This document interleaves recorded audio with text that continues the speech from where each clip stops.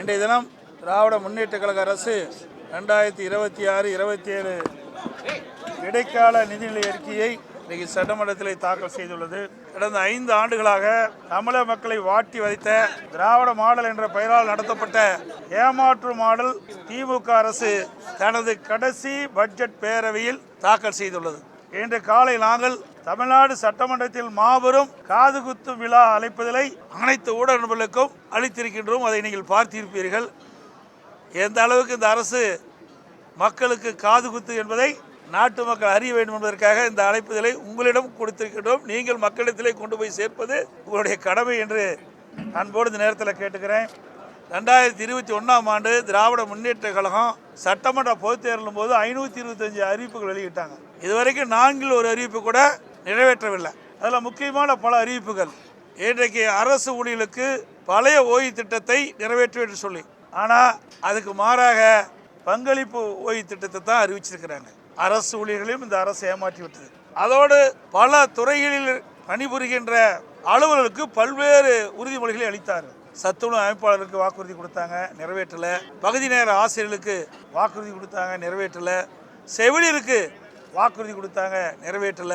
விவசாயிகளுக்கு வாக்குறுதி கொடுத்தாங்க, நிறைவேற்றல. இப்படி பல துறையில் இருக்கின்ற அலுவலர்களுக்கு கொடுக்கப்பட்ட வாக்குறுதியை நிறைவேற்றவில்லை என்று எல்லோருமே போராட்டத்தில் ஈடுபட்டு தமிழகம் ஒரு போராட்ட களமாக இன்றைக்கு மாறி இருக்கின்றது. கடந்த 5 ஆண்டுகளைப் போல இந்த ஆண்டும் இடைக்கால நிதிநிலை அறிக்கையும் வார்த்தை ஜாலங்கள் நிறைந்த மேனா மினுக்கி உரையாகத்தான் இருக்கிறதே தவிர உருப்படியாக எதுவும் இல்லை. 25-26 நிதிநிலை அறிக்கையில் வருவாய் வரவுகளில் மாநிலத்தின் சொந்த வருவாய் 2.58 லட்சம் என்று எதிர்பார்த்த நிலையில் திருத்திய மதிப்பீட்டின்படி மாநில சொந்த வருவாய் 2.32 லட்சம் கோடியாக குறைந்துள்ளது. சுமார் 26,000 கோடி வருவாய் குறைந்துள்ளது. அதேபோல மத்திய அரசின் மீது குற்றம் சுட்டும் நிதியமைச்சர் மாநிலத்தின் சொந்த வருவாய் 26,000 கோடி குறைந்துள்ளதை பற்றி எந்த விளக்கமும் அவையில் தெரிவிக்கவில்லை.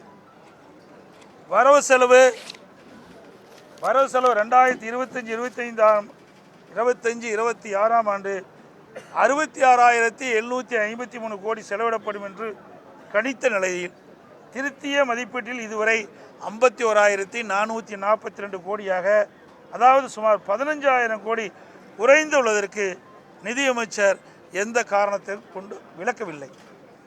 நிதி பற்றாக்குறை 24-25 96,000 கோடி என்று கணித்த நிலையில் இந்த கணக்கின்படி அது 1,01,000 கோடியாக, அதாவது 5,000 கோடி அதிகரித்துள்ளது.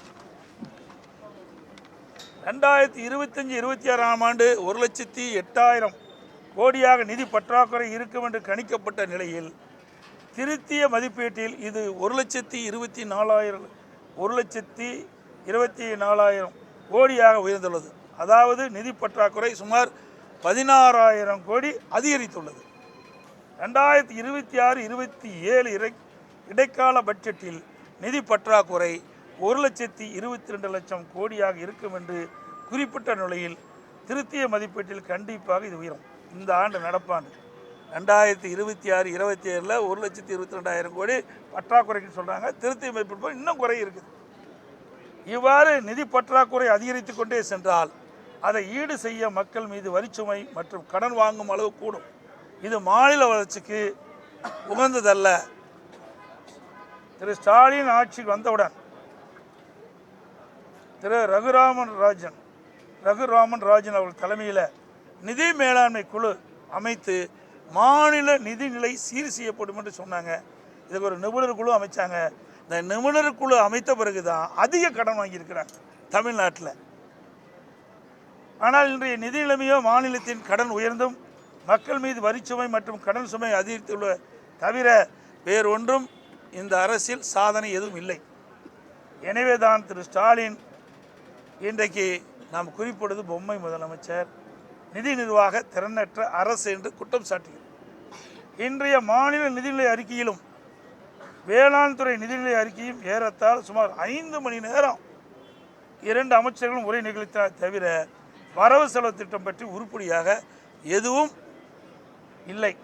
குறிப்பாக சொல்ல வேண்டுமென்றால் இந்த 5 ஆண்டு காலத்தில் இந்த அரசு என்ன பணிகளை செய்தார்களோ அதை வரிசைப்பட்டி அடுக்கி வார்த்தைகளுக்கு அழகு கூட்டி சாதனை என்ற பெயரில் படித்தார்களே தவிர வேறு ஒன்றும் இல்லை.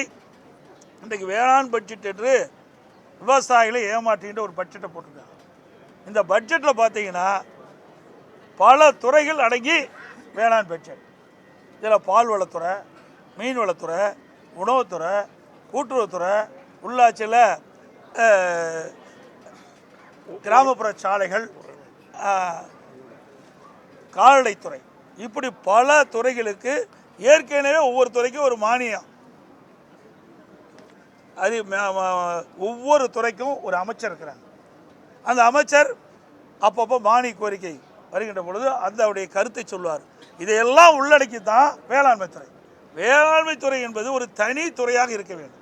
அதில் நீர்வளத்துறையும் சேர்த்துக்கிட்டாங்க. இப்படி விவசாயிகளை ஏமாற்றுகின்ற ஒரு பட்ஜெட் தான் வேளாண் பட்ஜெட் என்பதை இந்த நேரத்தில் தெரிவிக்கிறேன். அது மட்டுமல்ல, மொத்தத்தில் விடியா திமுகவின் நிதிநிலை அறிக்கை அத்திப்பழம் வெளியே அழகாக இருக்கும், அத்திப்பழம் வெளியே அழகாக இருக்கும், புட்டு பார்த்தால் உள்ளே சொத்தையாக இருக்கும் என்பதற்கு உதாரணமாக இந்த நிதிநிலை அறிக்கையில் உள்ளன. சட்டப்பேரவை கூட்டத்தொடர் வந்து 100 நாட்கள் நடத்தப்படும் தெரிவிச்சிருந்தாங்க. 5 ஆண்டுகள் முடிஞ்சிருச்சு. இதெல்லாம் சட்டமன்றத்தில் பேசலான்னு இருந்தேன், நீங்கள் இப்போவே கேட்டுட்டீங்க. இது ஒரு அறிவிப்பை செஞ்சாங்க. 525 அறிவிப்புகள் வெளியிட்டாங்க. அதில் 4/1 அறிவிப்புகள் தான் நிறைவேற்றிருக்கிறாங்க. எஞ்சிய அறிவிப்புகள் நிறைவேற்றப்படலை. இதற்கு வெள்ளை அறிக்கை வெளியிட வேண்டும் என்று நான் அடிக்கடி குறிப்பிட்டேன். ஊடகத்தின் வாயிலாக, பத்திரிகையின் வாயிலாக, சட்டமன்றத்தில் தெரிவித்தேன். அதற்கு பதிலே இல்லை. ஆனால் முதலமைச்சர், திராவிட முன்னேற்ற கழகத்தில் இருக்கின்ற அமைச்சர்கள் பெரும்பாலானோர் 95% அறிவிப்புகள் நிறைவேற்றப்பட்டதாக சொல்கிறாங்க. அத்தனையும் போய் நீங்கள் கேட்ட மாதிரி சட்டமன்றத்தில் ஒரு வருடத்திற்கு 100 நாட்கள் சட்டமன்ற நிகழ்ச்சி நடைபெறும் என்று சொன்னாங்க. ஆனால் மொத்தமே ஒரு 140 நாள் தான் இருக்குன்னு நான் கருதுகிறேன். இவ்வளோ தான் 5 வருஷத்துலையும் சேர்த்து இந்த அரசாங்கம் இந்த சட்டமன்ற நிகழ்ச்சி நடத்தியிருக்கு. தொடர்ந்து போராட்டம், கிராம உதவியாளர் போராட்டம் ஒரு பக்கம், ஊராட்சி ஒரு போராட்டம், விவசாயிகள், கறிக்கோழி விவசாயிகள் வந்து அந்த போராட்டம் தொடர்ந்து நடந்துட்டு இன்னும் முடிஞ்சப்படலை. இப்போ இங்கே சட்டமன்ற கூட்டத்தொடரில் வந்து ஒவ்வொரு முறையும் வாக்குறுதி கொடுத்துட்டு வராங்க, பேச்சுவார்த்தை நடத்திட்டு வராங்க.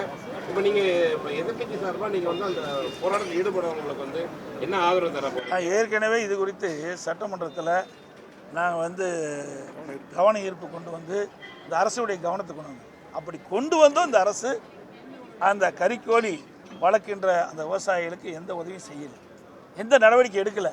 இன்றைக்கு அந்த கறிக்கோழி கொள்முதல் செய்கின்ற அந்த நிறுவனத்திற்கு தான் இவர்கள் உதவியாக இருக்காங்க. இதில் பல்லாயிரக்கணக்கான விவசாயிகள் இந்த கறிக்கோழி வளர்ப்பில் ஈடுபட்டிருக்கிறாங்க. அவரெல்லாம் போராட்டம் நடத்தி அந்த போராட்ட நடத்துக்கெல்லாம் கைது பண்ணியிருக்கிறாங்க. இப்போ தான் விடுதலை ஜாமீன் வந்திருக்கிறாங்க. அதெல்லாம் ஒரு சாதாரண விவசாய குடும்பத்தை சேர்ந்தவர்கள். இது அவருடைய வாழ்வாதாரம். இந்த கறிக்கோழி வளர்த்தி தான் குடும்பத்தை நடத்த வேண்டிய சூழ்நிலை இருக்கின்ற காரணத்தினால இன்றைக்கு அதனுடைய கறிக்கோழி வளர்க்கின்ற பொழுது அதனுடைய செலவு அதிகரித்து விட்டது. அது புள்ளிவிவரமாக கொடுக்குறாங்க. அதற்கு உண்டான தொகை அதிகரித்து தான் கேட்குறாங்க. அதை கூட இந்த அரசு சரியான முறையிலே அந்த நிறுவனத்தை அணுகி, அந்த கறிக்கோழி வழக்கிற்கு அணுகி ஒரு பேச்சுவார்த்தை நடத்தி ஒரு சுமமான ஏற்பாட்டை செய்திருக்கணும். ஆனால் அதெல்லாம் இந்த அரசை பற்றி கவலையே கிடையாது. எதை பற்றியும் கவலைப்படுறது கிடையாது. எவ்வளோ போராட்டம் பண்ணாலும் அதை பற்றியும் கவலைப்படுறதில்லை.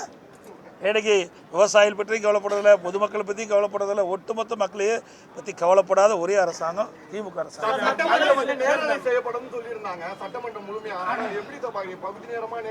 அதாவது நான் பேசும்போது வராது, லிங்க் கொடுக்க மாட்டாங்க.